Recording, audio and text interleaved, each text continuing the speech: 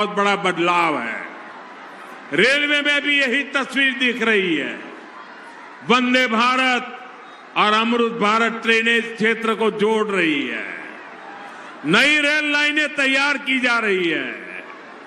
Amrit Bharat station योजना के तहत जहांगीरपुर रोड, कृष्णानगर, बैरकपुर, बनगांव समेत कई स्टेशनों को भी आधुनिक बनाया जा रहा है। इसी तरह कल्याणी एम्स ने इस पूरे क्षेत्र के हेल्थ इंफ्रास्ट्रक्चर को नई ताकत दी है।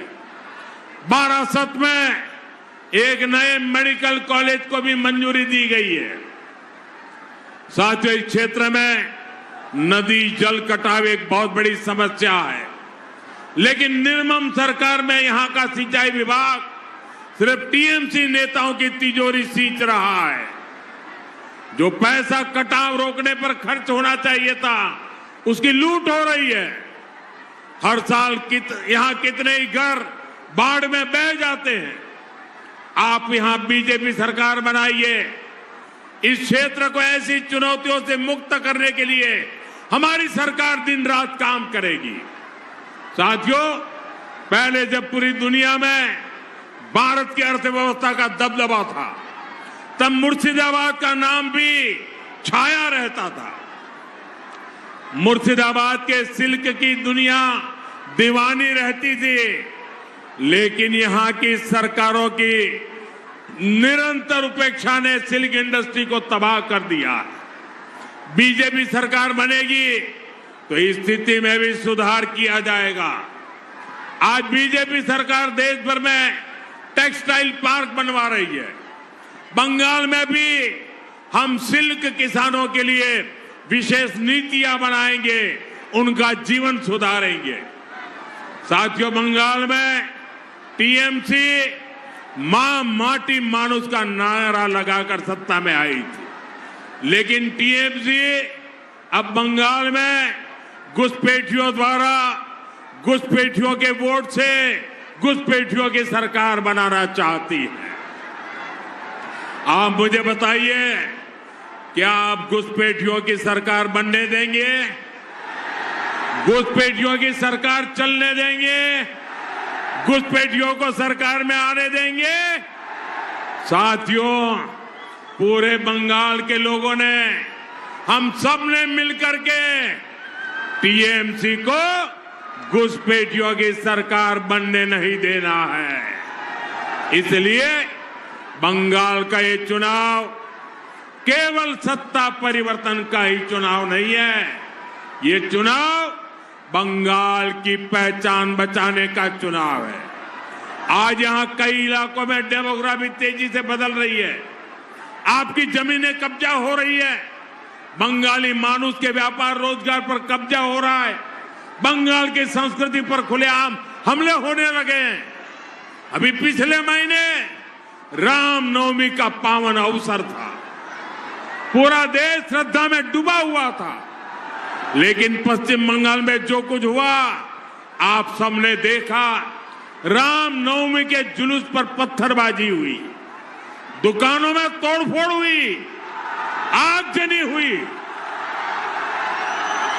साथियों, हर साल ऐसे ही हालत बंगाल में होते हैं, लेकिन हमलावर बेखौफ है, क्योंकि उन्हें पता है कि टीएमसी उन्हें बचाने के लिए खड़ी है। इन्हीं घुसपैठियों का नाम लेकर टीएमसी खुलेआम बंगाल के बहुसंख्यकों को धमकी देती है, उनके सफाये की बात कहती है। साथियों, बीजेपी ने अपने घोषणा पत्र में साफ साफ कह दिया है, अतीत में बंगाल के साथ जो हुआ अब उसे दोहराने नहीं दिया जाएगा। बंगाल अब तुष्टीकरण और वोट बैंक के खेल को और बर्दाश्त नहीं करेगा। हम पश्चिम बंगाल में हमारे बंगालियों को अल्पसंख्यक नहीं बनने देंगे, माइनॉरिटी होने नहीं देंगे। साथियों, आज बंगाल में परिवर्तन का जो माहौल बना है, ये बहुत बड़ा मौका है, हमें इसे जाने नहीं देना है। मतदान के दिन आप सभी एकजुट होकर वोट डालने जाएं। यहां आपको चित्तो बाबू जैसा समर्पित उम्मीदवार भी मिला है। यह वो व्यक्ति है जो 1982 से इस क्षेत्र में कमल का संदेश लेकर घर घर पहुंचा है। बीजेपी के सभी उम्मीदवार, उनका एक ही मकसद है, बंगाल का विकास।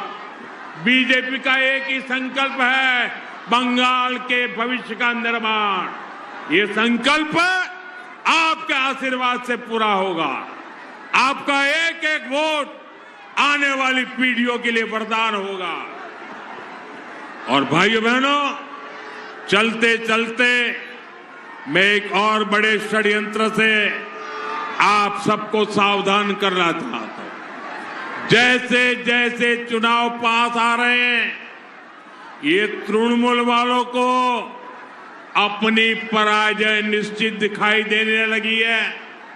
इसलिए आने वाले दिनों में ये लोग साजिशों का सहारा लेंगे। अभी असम में भी ऐसा ही खेल किया गया, पुडुचेरी में यही किया गया। एआई के जरिए, आर्टिफिशियल इंटेलिजेंस के जरिए फेक वीडियो बनाकर ये झूठ फैलाने की कोशिश करेंगे। हमें ऐसे किसी झूठ का शिकार नहीं होना है। हमें सच्चाई के साथ इसी मजबूती से डटे रहना है। एक बार फिर आप सभी से भारी मतदान की अपील करता हूं। मेरे साथ बोलिए, भारत माता की। दोनों हाथ ऊपर करके पूरी ताकत से बोलिए, भारत माता की, भारत माता की, भारत माता की। वंदे वंदे वंदे वंदे वंदे वंदे वंदे वंदे वंदे वंदे वंदे। बहुत बहुत धन्यवाद। অনেক অনেক ধন্যবাদ মাননীয় প্রধানমন্ত্রীজি, আপনার অনুপ্রেরণামূলক ও দিক নির্দেশনামূলক বক্তব্যের জন্য আন্তরিক ধন্যবাদ জানাই। মুর্শিদাবাদের জঙ্গিপুরে প্রধানমন্ত্রী বক্তব্য রাখছিলেন এবং বাংলায় এবার পরিবর্তনের কথা তিনি বললেন। দেশের তুলনায় বাংলার আয়ের হার কমেছে, একাধিক বক্তব্য। News flash,